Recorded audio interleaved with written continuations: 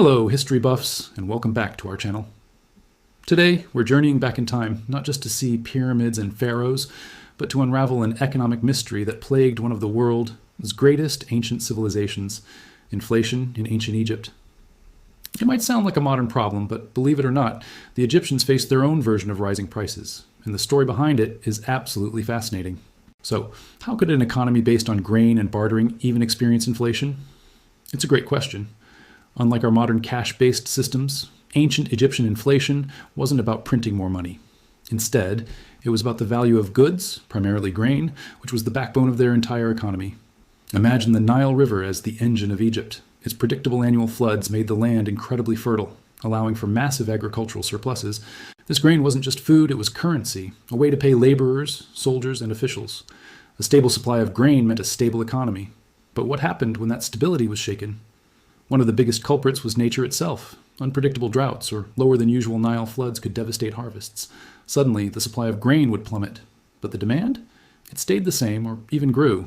People still needed to eat. Workers still expected to be paid. This imbalance between a dwindling supply and relentless demand caused the price of everything else, measured in grain, to skyrocket. A potter who once traded a pot for a sack of grain might now need 2 or 3 sacks for the same pot, simply because grain had become so scarce and valuable. This is a classic example of supply shock inflation. But it wasn't just nature causing trouble. Human factors played a massive role too. Think about rapid population growth. More people meant more mouths to feed and a greater demand for all kinds of goods and services. If agricultural production couldn't keep pace with the growing population, prices would naturally creep up. We see evidence of this during certain periods of the New Kingdom, where a booming population put a strain on resources. Then there was the expansion of trade. As Egypt's influence grew, its trade routes stretched across the Mediterranean and deep into Africa. Pharaohs and the elite craved exotic goods like cedarwood from Lebanon, lapis lazuli from Afghanistan, and ivory from Nubia. This increased demand for foreign luxury goods meant more Egyptian resources, like grain and gold, had to be exported to pay for them. This outflow of wealth could create scarcities at home, further pushing up the value of essential commodities for the average person. Now, let's talk about the government's role, because, just like today, political decisions had huge economic consequences.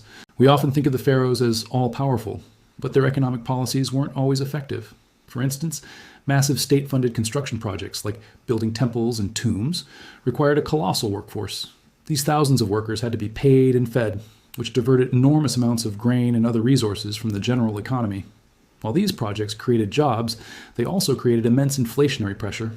If the state's granaries were running low, but the pharaoh insisted on continuing a project, officials might have to acquire grain from the market at any cost, driving up prices for everyone else. We have incredible historical records from a village called Deir el-Medina, home to the artisans who built the tombs in the Valley of the Kings. Papyrus records from this village detail the workers' wages, their rations, and their complaints. During the late New Kingdom, we see records of worker strikes because their grain payments were late or insufficient. Why? Because the state was broke. Grave robberies became rampant, not just out of greed, but out of desperation. The entire system was under stress, and the value of wages was being eroded by scarcity and poor state management. This was, in effect, a crisis of inflation and economic instability. Let's fast forward a bit to the Bari Mamluk period, long after the pharaohs. While not ancient Egypt in the classic sense, this era provides a clear example of more familiar inflationary practices. The rulers of this time faced immense financial pressures and sometimes resorted to debasing their currency. This meant they would mint new coins with a lower percentage of precious metals like gold or silver, mixing in cheaper metals. So, while there were more coins in circulation, each coin was intrinsically worth less. People quickly realized this, and sellers would demand more of these debased coins for the same goods. It's a classic historical inflation trap, and it shows that manipulating currency to solve fiscal problems is a tale as old as time. We see a similar story in ancient Rome, where emperors systematically reduced the silver content in their coins, leading to runaway inflation that contributed to the empire's eventual decline. These historical examples teach us a crucial lesson. The fundamentals of economics are timeless. Whether you're dealing with digital currency or sacks of wheat, the principles of supply and demand, the impact of government spending, and the consequences of resource scarcity remain the same. The economic stability of ancient Egypt was a delicate balancing act. It depended on the consistent generosity of the Nile, the cooperation of its communities during harvest, and the wisdom of its leaders' policies. When any of these elements faltered, the system buckled. Temporary, poorly planned solutions like raiding a temple's treasury or delaying wages only kicked the can down the road and often made the problem worse. Looking at the long-term trends, what economists call time series analysis, we can see these cycles of stability and crisis play out over centuries. The data, pieced together from ancient texts and archaeological finds, shows fluctuations in prices that correlate with major historical events: wars, changes in dynasty, periods of drought, and major building projects. By analyzing the consumer price index of the ancient world, things like the price of grain, oil, and livestock, we can map out these inflationary periods and understand their root causes. This helps us see that inflation wasn't just a random event. It was deeply intertwined with the social, political, and environmental fabric of ancient Egypt. The social hierarchy itself also played a key role. Access to resources was far from equal.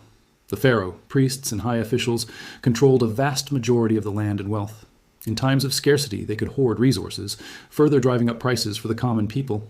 This economic pressure could strain the social contract, leading to unrest and instability. The value of things wasn't just economic, it was also cultural.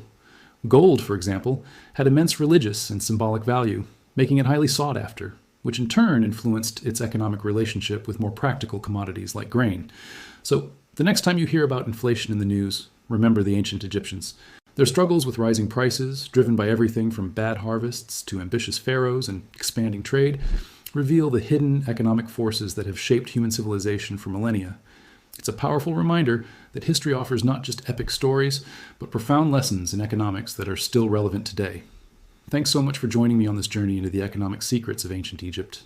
If you found this as fascinating as I do, please hit that like button, subscribe to the channel for more deep dives into history, and share your thoughts in the comments below. We'll see you in the next video.